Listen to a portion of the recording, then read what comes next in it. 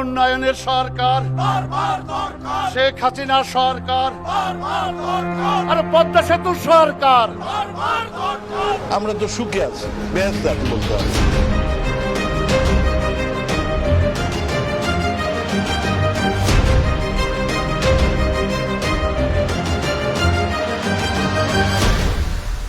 এখন টাকা পয়সা পয়সা নাই, সেরানা পয়সা নাই এখন আদত আমার। সোনালী চাকমার ওনার ছেলেকে বিক্রি করার জন্য গেছে। ওনার চলাফেরা করার টাকা নেই, ওষুধপত্র কেনার টাকা নেই, এই জন্য ওনার ছেলেকে বিক্রি করে এটা থেকে মুক্তি পেতে চেয়েছিলেন।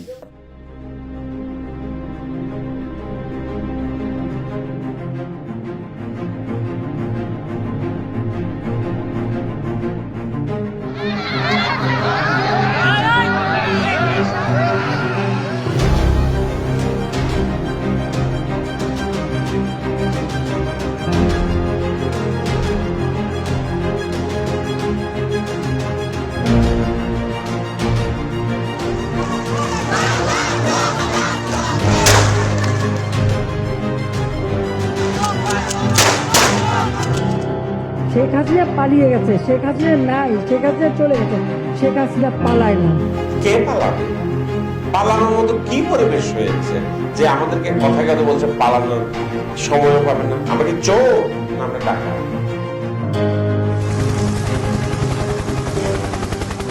সুশাসন তো দূরের কথা, দুঃশাসনের চূড়ান্ত একটা রূপ। গাল গল্পে ভরা একটা মিথ্যা শাসন ব্যবস্থা। এই যে একদল মানুষ অনেক বেশি ধনী হয়ে গেল। একজন পিয়ন যে কিনা 400 কোটি টাকা নিয়ে গেছে, তাহলে পিয়নকে যারা পরিচালনা করতো তাদের কি হতো? পুরো জিনিসটি আসলে একটা লুণ্ঠন প্রক্রিয়া, যেটা স্টেট এখানে তার সমস্ত ধরনের এফোর্ট দিয়ে তার আশেপাশের লোকজন, তার প্রভাবশালী নেটওয়ার্ককে অ্যাকোমোডেট করেছে। এথিক্স, মোরাল কোনো কিছু কাজ করতেছিল না। ল এনফোর্সমেন্ট থেকে শুরু করে সবাই ইনভলভ হয়ে যায়। তখন তো অ্যাকচুয়ালি ইন্ডিভিজুয়ালি কারোর কিছু করার থাকে না। সকালবেলা ঘুমের থেকে উঠেনি কিন্তু একটা বয়ান দিতেন যে আমি এত উন্নয়ন করেছি। বিভিন্ন আর্থিক প্রতিষ্ঠান, ব্যাংক, এসব প্রতিষ্ঠান থেকে টাকা সরিয়ে নিয়ে এগুলো আত্মসাৎ করা হয়েছে। 10 টাকার কাজ হয়েছে 100 টাকায়, 100 টাকার কাজ হয়েছে 1000 টাকায়।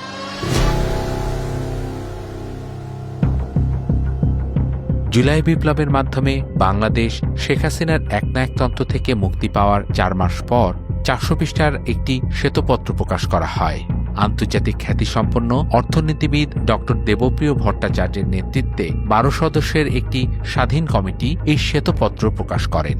সেখানে দেখা যায় শেখ হাসিনার 15 বছরের শাসন আমলে প্রতি বছর গড়ে 16 বিলিয়ন মার্কিন ডলার বাংলাদেশ থেকে বিদেশে পাচার করা হয়েছে। এই দশককে অলিগার্কের উত্থানের দশক হিসেবে বাংলাদেশের ইতিহাসে কোনোদিনভাবে চিহ্নিত করা হবে।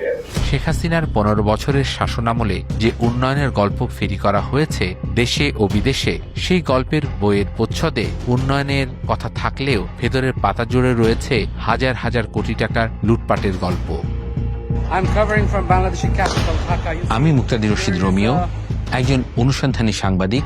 সেই গল্পগুলোই তুলে ধরার চেষ্টা করব এই প্রামাণ্যচিত্রে।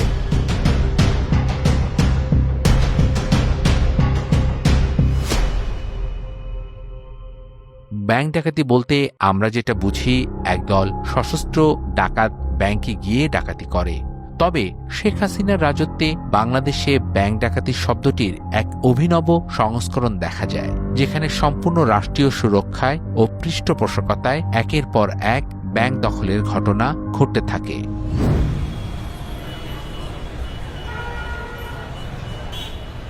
2015 সালের পর থেকে 24 সাল পর্যন্ত এই 9 বছর ব্যাপকভাবে লুটতরাজ হয়েছে, এবং হয়তো প্রথম কয়েক বছর এটার পরিকল্পনা হয়েছে ইত্যাদি, কিন্তু পরবর্তীতে এটা একটা সংঘবদ্ধভাবে এই জিনিসটা পরিচালিত হয়েছে।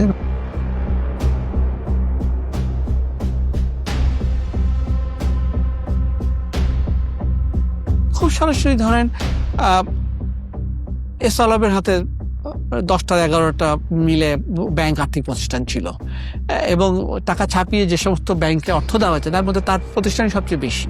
2017 সালের আগে এস আলম একজন সাধারণ ব্যবসায়ী ছিলেন। এতগুলো ব্যাংক দখলের পর এস আলম গ্রুপের বর্তমানে সম্পদের কোনো সীমা পরিসীমা নেই। ইসলামী ব্যাংক যে 2017 সালে যখন দখল করা হলো, এবং সে দখল করা হলো, সেটা একটা রাষ্ট্রীয় পৃষ্ঠপোষকতায় দখল করা হয়েছে। সেই পৃষ্ঠপোষকতাকে আবার অনুমোদন দিতে হয় বাংলাদেশ ব্যাংকে। বাংলাদেশ ব্যাংকের তৎকালীন গভর্নর রাত 10টা পর্যন্ত সেন্ট্রাল ব্যাংকে অফিসে বসেছিলেন, কারণ ওখান থেকে ইসলামী ব্যাংক দখলের সমস্ত প্রক্রিয়া শেষ হওয়ার পরে এটা কেন্দ্রীয় ব্যাংকের অনুমোদন লাগবে, তিনি অনুমোদন দিবেন সেজন্য বসেছিলেন।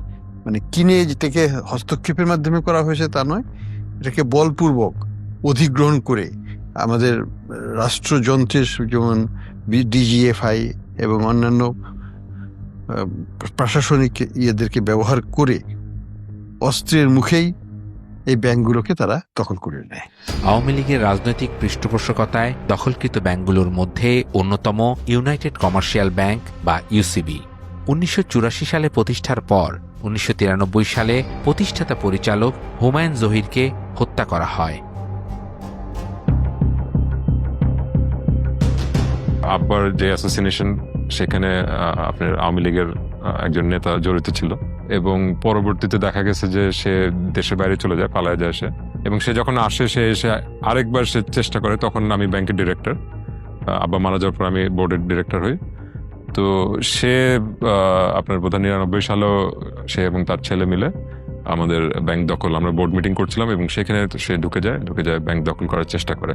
আলটিমেটলি সেটা সে পারে নাই, বাট সে আবার 2013-14 দিকে আবার সে ফেরত আসে এবং সে মারা যাওয়ার পর তার ছেলেকে মন্ত্রী করা হয় আওয়ামী লীগ সরকারের। তো এরপরে সে প্রতিমন্ত্রী, মন্ত্রী সবগুলো পদই করে এবং দেখা যায় যে 2018-তে এসে সে ব্যাংকটার পুরোপুরি দখল নেওয়ার চেষ্টা করে এবং আমাদেরকে বাধ্য করে বের হয়ে যাওয়ার ব্যাংক থেকে আর কি। তো 2018 জুনে আমি রেজিগনেশন দিয়ে আমি বের হয়ে চলে আসি। তার দলীয় লোকজন এবং তার ঘনিষ্ঠ জনরাই এগুলোর সাথে জড়িত ছিল। ব্যাংকের মালিকানা, তারপরে ব্যাংকের পরিচালনা পর্ষদের চেয়ারম্যান সহ মেম্বার ঘনিষ্ঠ লোকজনই ছিলেন। পরবর্তীতে আমরা যেটা দেখি যে এই টোটাল সেক্টরটাই ম্যাস লুটিং এর একটা ইন্ডাস্ট্রিতে পরিণত হয় আর কি। ব্যাংক দখলের মাধ্যমে রাষ্ট্রীয় মদতপুষ্ট অলিগার্করা ঋণের নামে হাজার হাজার কোটি টাকা আত্মসাৎ করতে শুরু করে। তথাকথিত নির্বাচনে যেসব নেতাকর্মী, সমর্থক ও বুদ্ধিজীবীদের আওয়ামী লীগ নমিনেশন দিতে পারত না, তাদের সান্ত্বনা পুরস্কার হিসেবে বিভিন্ন ব্যাংকের পরিচালকের পদে বসিয়ে এই লুটপাটের সুযোগ করে দেয় দলটি। সরকার যে ঋণ খেলাপের যে হিসাবটা প্রকাশ করে এটা আসলে সঠিক নয়। 2019 সালে IMF যখন একটা রিপোর্ট দিল, সেখানে তারা বলল বাংলাদেশ অনেক বেশি ঋণ খেলাপের তথ্য লুকিয়ে রাখে। এই লুকিয়ে রাখাটা কত সেটা আমরা জানতাম না। এখন যেমন নতুন গভর্নর আসার পর তিনি আর লুকাচ্ছেন না, সুতরাং আমরা দেখছি যে ঋণ খেলাপি এখন 21% চলে গেছে, বা সেটা খুবই মহাবিপজ্জনক। কিন্তু এখন আমরা কাগজে কলমে 21%, তখনও এরকমই ছিল, কিন্তু আমরা লুকিয়ে রেখেছিলাম। তারা বিভিন্ন প্রকল্প দেখিয়েছে যেগুলি ভুয়া, আসলে বাস্তবে কোনো অস্তিত্ব নেই, ভুয়া প্রতিষ্ঠানও দেখিয়ে ঋণগুলো তারা সরিয়ে নিয়েছে। ব্যাংকগুলো দখলের পাশাপাশি আর্থিক খাতের বিভিন্ন প্রতিষ্ঠান ও শেয়ার বাজারের সম্পূর্ণ নিয়ন্ত্রণ চলে যায় আওয়ামী লীগের শীর্ষ নেতৃত্ব ও তাদের ঘনিষ্ঠ সহযোগীদের দখলে। সেখানেও শুরু হয় আওয়ামী তন্ত্রের লাগামহীন লুটপাট ও অর্থ আত্মসাতের এক নজিরবিহীন উৎসব। গত 15-20 বছরে আমরা যেটা দেখলাম সেটা হচ্ছে যে ব্যাংক এবং শেয়ার বাজারের মাধ্যমে অবৈধ অর্থ উপার্জনের একটা বড় সুযোগ বা ক্ষেত্র তৈরি করা হয়েছে। ক্ষুদ্র বিনিয়োগকারী ক্ষতিগ্রস্ত হয়, কোনো বিনিয়োগকারী ছাড়া কোনো কোম্পানি ক্ষতিগ্রস্ত হয় না। সর্বপ্রথম তারা ধ্বংস করেছেন তারা সিকিউরিটি এক্সচেঞ্জ কমিশন, সর্বপ্রথম যে নিয়ন্ত্রণ সংস্থা। সেখানে খায়রুল হোসেনের মধ্যে একজন শিক্ষককে বসেছেন, তারপরে শিবলি রুবায়তের মধ্যে একটা দুর্দর্শ, একটা কালোবাজারি বা একজন সন্ত্রাসী কিসিমের লোককে তিনি বসেছেন, যাতে করে শেয়ার বাজারে তার দুর্নীতির রাজত্ব কায়েম করতে পারেন। একের পর এক বাজে নিম্নমানের আইপিও গুলো আসতে শুরু করলো। ভুয়া তথ্যে ভরা ছিল ব্যালেন্স শিট। অডিটর গুলো কিছু না দেখে স্বাক্ষর করেছেন। ইস্যু ম্যানেজার যা কিছু জাল জটিল তথ্য দিয়ে ইস্যু ম্যানেজমেন্টটা তৈরি করেছেন, প্রসপেক্টাস ছাপিয়েছেন, অসংখ্য পরিমাণে টাকা জমা না দিয়ে ভুয়া প্লেসমেন্ট ইস্যু করা হয়েছে। বিনিয়োগকারীকে নিঃস্ব করবার একটা মাস্টার প্ল্যান তখন থেকে শুরু হয়। শিবলি রুবায়তের সময় এসে কিন্তু আপনি দেখবেন ঢাকা শহরে প্রায় 59টি নতুন করে ট্রেক ইস্যু করা হয়। যে ট্রেকের বাজার মূল্য 15 কোটি টাকা, সেই ট্রেকগুলিকে ইস্যু করা হয় 1 কোটি টাকা করে নামমাত্র মূল্যে আওয়ামী লোকদের মাঝে ইস্যু করা হয়। তার বিরুদ্ধে অভিযোগ হলো তার অ্যাকাউন্টে টাকা পাওয়া গিয়েছে 1,92,00,000 টাকা। প্রতারণার আশ্রয় নিয়ে আসামি শিবলি রুবায়তুল ইসলাম 1,92,00,000 টাকা ঘুষ গ্রহণ করে। আমরা আমাদের তদন্তে পেয়েছি এই যে বেক্সিমকো গ্রুপের Salman F Rahman 83 million US ডলারের একটি তদন্ত আমরা করছি। এটি কিন্তু জনগণের টাকা এরকম বাইরে চলে গেছে, শেয়ার বাজার কেলেঙ্কারির মাধ্যমে চলে গেছে। ক্যাপিটাল মার্কেটের আরেকটা অংশ হচ্ছে অ্যাসেট ম্যানেজমেন্ট কোম্পানি, যেটাকে যারা মিউচুয়াল ফান্ডগুলিকে ম্যানেজমেন্ট করেন। সেখানে বেশ কিছু মিউচুয়াল ফান্ডের কাছে প্রায় 8-10 হাজার কোটি টাকা ছিল। এই টাকাটা বিভিন্ন প্রতিষ্ঠান এবং ক্ষুদ্র বিনিয়োগকারীর সমন্বয়ে গড়া একটি তহবিল, যে তহবিলটার ম্যানেজমেন্টের মাধ্যমে কথা হয়েছিল যে ক্ষুদ্র বিনিয়োগের স্বার্থ রক্ষা করে টাকাটা আরও বাড়বে। সেই মিউচুয়াল ফান্ডগুলোর মেয়াদি মিউচুয়াল ফান্ড ছিল, যেটাকে আমরা বলি 10 বছর মেয়াদি। আপনি বিস্মিত হবেন, পৃথিবীর সকল আইন কানুনকে ব্যত্যয় করে সেই মেয়াদি মিউচুয়াল ফান্ডকে তারা 10 বছরকে তারা 20 বছর মেয়াদি করেছে। সাবেক প্রধানমন্ত্রী শেখ হাসিনার পারিবারিক প্রতিষ্ঠান CRI ও সূচনা ফাউন্ডেশনে দুর্নীতির অভিযোগে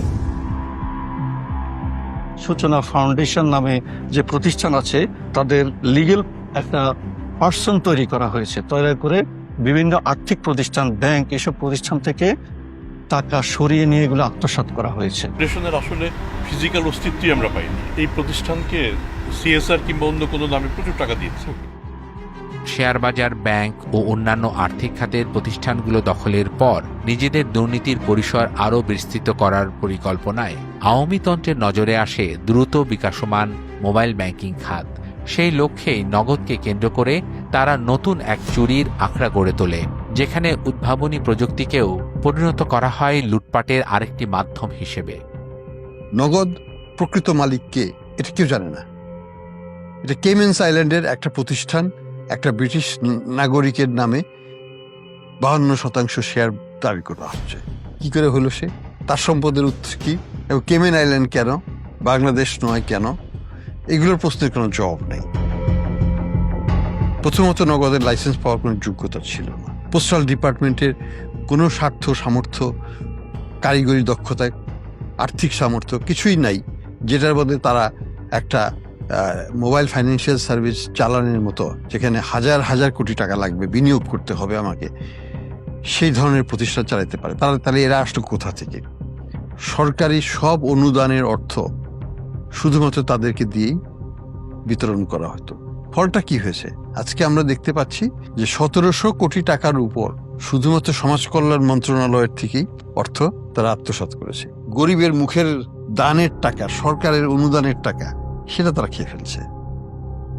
তো তাদের নৈতিকতা নিয়ে আর কি বলার থাকে? কিছু সন্ত্রাসী অলিগার্ক যারা, তারাই কিন্তু এই নগদের হয়তো প্ল্যাটফর্মটা ইউজ করে জনগণের টাকাকে বাইরে নিয়ে গেছে।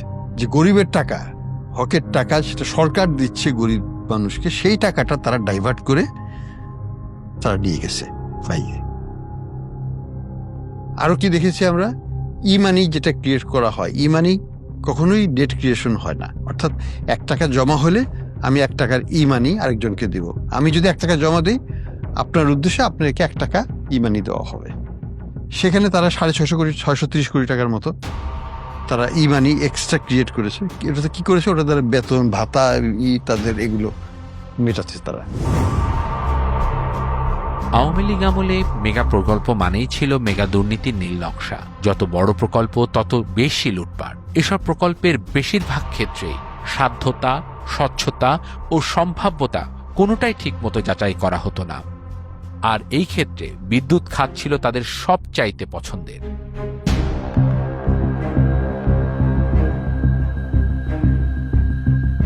আপনি দেখবেন যে এই ধরনের প্রত্যেকটা মেগা প্রকল্পের সাথে আসলে আনবিলিভেবল লেভেলের লুটপাট, চুরি এবং দুর্নীতি এবং করাপশন হয়েছে। সবচেয়ে বেশি যেটা হচ্ছে সেটা অর্থ পাচার হয়েছে অনেক বেশি। কয়লা বিদ্যুৎ প্রকল্পগুলো যখন করা হলো তখন বলা হলো যে বাংলাদেশে প্রচুর বিদ্যুৎ লাগবে, বিদ্যুতের ফলে শিল্পায়ন হবে, কলকারখানা হবে এবং বাংলাদেশের মানুষের প্রচুর কর্মসংস্থান তৈরি হবে, একেবারে সিঙ্গাপুর হয়ে যাবে দেশ।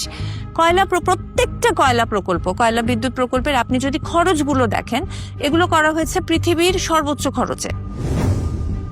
ফর এক্সাম্পল, আপনি দেখেন মাতারবাড়ি বিদ্যুৎ প্রকল্প, এটার যে খরচটা হয়েছিল প্রায় $4 বিলিয়ন কাছাকাছি। সাধারণত আপনি $2 থেকে $2.5 বিলিয়ন মধ্যে একটা বিদ্যুৎ প্রকল্প হয়ে যাওয়ার কথা, সেখানে আপনার প্রায় ডাবল খরচে আমি করছি। এবং এই সময় কিন্তু বিভিন্ন পত্রিকা রিপোর্ট করেছিল যে হঠাৎ করে মাতারবাড়ি বিদ্যুৎ প্রকল্পের খরচ 10,000 কোটি টাকা বেড়ে গেল এবং সেটার কিন্তু কোনো জবাবদিহিতা নাই। হঠাৎ করে বেড়ে যাচ্ছে প্রকল্পের খরচ এবং সেটা জনগণ জানতে পারছে না কি কারণে প্রকল্পের খরচ বাড়ছে।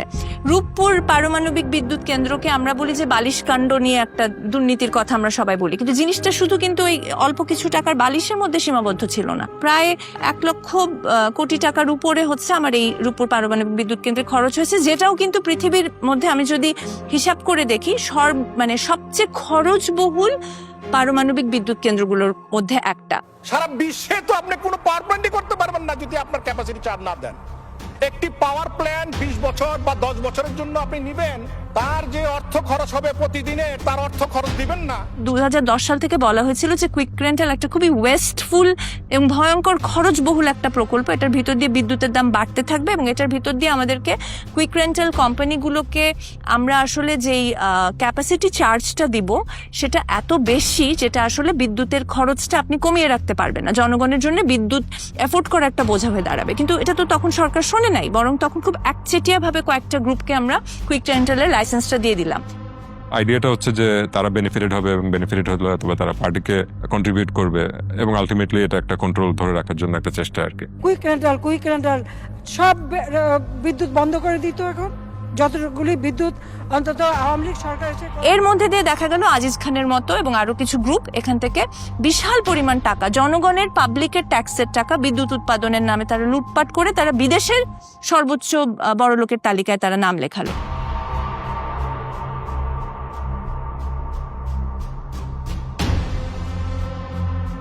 ফোর্বসের করা বিশ্বের শতকোটিপতি বা বিলিয়নিয়ারদের সর্বশেষ তালিকায় তার অবস্থান 2540তম। পুরো একটা মন্ত্রণালয় আসলে দেশি বিদেশি কোম্পানি, দেশি বিদেশি লবিং, দেশি বিদেশি ঠিকাদার প্রতিষ্ঠান, তারা মূলত হচ্ছে কে কোন প্রজেক্ট পাবে, কে কোথায় কাজ করবে, এগুলো আসলে মন্ত্রণালয়ের ভিতরে এক ধরনের ভাগ বাটোয়ারার ভিতর দিয়ে এই লুণ্ঠনগুলো হয়েছে। তারপর ধরেন আমরা পায়রা বন্দর তৈরি করলাম, তখন ওই সময় হারমান কুডরাস নামের একজন জার্মান জিওলজিস্ট উনি কিন্তু ওয়ার্নিং দিয়েছিলেন যে পায়রা বন্দরের নাব্যতা এতটাই কম যে এখানে আসলে এই লেভেলের এত টাকা খরচ করে এরকম একটা প্রকল্প করলে এটা পরবর্তীতে আসলে এটা ড্রেজিং করতে যে পরিমাণ খরচ হবে সেটা আসলে সরকার কুলাতে পারবে না, এটা ভয়াবহ একটা খরচবহুল প্রকল্প এবং এই লোকেশনটাই পায়রা বন্দরের জন্য ঠিক না। একটা ভুল লোকেশনে বাংলাদেশের জনগণের পাবলিকের ট্যাক্সের টাকার 1,36,000 কোটি টাকা খরচ করে পৃথিবীর সর্বোচ্চ খরচবহুল প্রকল্পটা পায়রা বন্দরে করা হলো। প্রথম আলো রিপোর্ট করেছিল, আমার রিপোর্টটা এখনো মনে আছে, পৃথিবীর সর্বোচ্চ খরচবহুল প্রকল্প। এখন আপনি দেখেন পায়রা বন্দর কিন্তু চালানো যাচ্ছে না, কারণ হচ্ছে তার নাব্যতা সংকটটা এমন যে ড্রেজিং করে কুলানো যাচ্ছে না। দ্য পয়েন্ট ইজ যে এই ওয়ার্নিং গুলো কিন্তু আমাদেরকে দেয়া হয়েছিল। শেখ হাসিনার আমলে প্রায় প্রতিটি ছোট বড় প্রকল্পই নেওয়া হতো মূলত জনগণের টাকা লুটপাটের উদ্দেশ্যে। বিশেষ করে সেতু ও মহাসড়ক প্রকল্পের ব্যয় হতো অস্বাভাবিকভাবে বেশি, যা ছিল দুর্নীতির জন্য উন্মুক্ত ক্ষেত্র। ফ্লাইওভার যেগুলো আমরা করছি সেগুলো আমরা করছি সাউথ এশিয়ার মতো সর্বোচ্চ খরচে, এবং আওয়ামী লীগ আমলেও কিন্তু কিছু পত্রিকা সাহস করে তখন রিপোর্ট করেছে যে আমরা দক্ষিণ এশিয়ার মধ্যে সর্বোচ্চ খরচে আমাদের ফ্লাইওভার গুলো হচ্ছে। ওয়ার্ল্ড ব্যাংক 2017 সালে কিন্তু রিপোর্ট করেছে, খুব স্পষ্টভাবে তারা বলেছে যে বাংলাদেশে যে রাস্তাগুলো নির্মাণ হয় সেটা নির্মাণ হয় ভারতের চেয়ে, চায়নার চেয়ে এবং ইউরোপের চেয়ে দ্বিগুণ অথবা 3 গুণ খরচে। ওয়েলটেক্স 2018 সালে একটা রিপোর্ট করেছিল যে পৃথিবীর শীর্ষ বড়লোক বৃদ্ধির দেশে বাংলাদেশ হচ্ছে প্রথম স্থান অধিকার করেছে, তার কিছুদিন পরে গিয়ে 3য় স্থান অধিকার করলো। তো তার মানে হচ্ছে যে এই যে টাকাগুলো, এই টাকাগুলো কোত্থেকে এসেছে এটা খুব ক্লিয়ার। এগুলো সবকিছুই হচ্ছে কোনো না কোনো প্রকল্পের সাথে জড়িত, কন্ট্রাক্টের সাথে জড়িত, কোম্পানির সাথে জড়িত, লোকাল এজেন্টের সাথে জড়িত, এবং এই জিনিসগুলো 15 বছর ধরে ক্রমাগত হয়েছে। স্বাধীনতোত্তর সময় থেকেই টাকা পাচার বাংলাদেশের অর্থনীতির অন্যতম বড় অভিশাপ। কিন্তু গত সরকারের 15 বছরে এই পাচার নজিরবিহীন মাত্রায় পৌঁছে যায়। এত পরিমাণ অর্থ বিদেশে পাচার হতে থাকে যে দেশের আর্থিক ব্যবস্থায় প্রচণ্ড চাপ সৃষ্টি হয়। কেন্দ্রীয় ব্যাংকের বৈদেশিক মুদ্রার রিজার্ভ দ্রুত কমতে থাকে, ব্যাংকিং খাতে দেখা দেয় তীব্র তারল্য সংকট।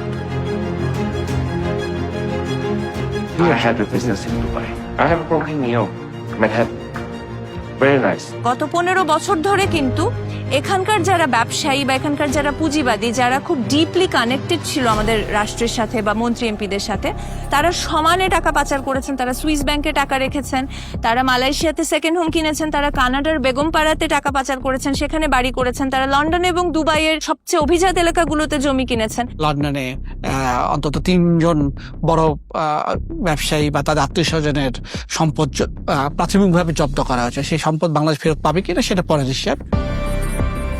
আমার বাসায় কাজ করে গেছে পিয়ন, সে 400 কোটি টাকার মালিক। হেলিকপ্টার ছাড়া চলে না। রাষ্ট্রীয় অর্থ, জনগণের অর্থ, নাগরিকদের খেটে খাওয়া মানুষদের অর্থগুলোকে বাইরে পাচার করে লন্ডারিং করে নিয়ে যাওয়া হয়েছে। I also ordered in Harris, custom made. Takes 4 months. I bought have 3,000 pound each. Swiss ব্যাংকে যে ডিপোজিটগুলো রয়েছে তার ভিতরে বাংলাদেশিদের যেই সংখ্যা বা বাংলাদেশিদের যেই সম্পদের পরিমাণ সেটা ভারতকে ছাড়িয়ে গেছে। এবং এই নিউজগুলো কিন্তু আমরা তখন শুনেছি। 1971 সালের মহান মুক্তিযুদ্ধের মধ্য দিয়ে অর্জিত হয় আমাদের স্বাধীনতা। এরপর নানা চড়াই উতরাই পেরিয়ে 24-এর গণঅভ্যুত্থানের পর বাংলাদেশের জনগণ এখন এক নতুন অধ্যায়ের স্বপ্ন দেখছে। এমন একটি বাংলাদেশ যেখানে প্রতিষ্ঠিত হবে প্রকৃত আইনের শাসন এবং জনগণই হবে সকল ক্ষমতার উৎস। সরকার আর ফ্যাসিস্ট বা লুটেরা বাহিনীতে পরিণত হবে না, বরং হবে জনগণের সেবক ও তাদের জানমালের রক্ষণাবেক্ষণকারী।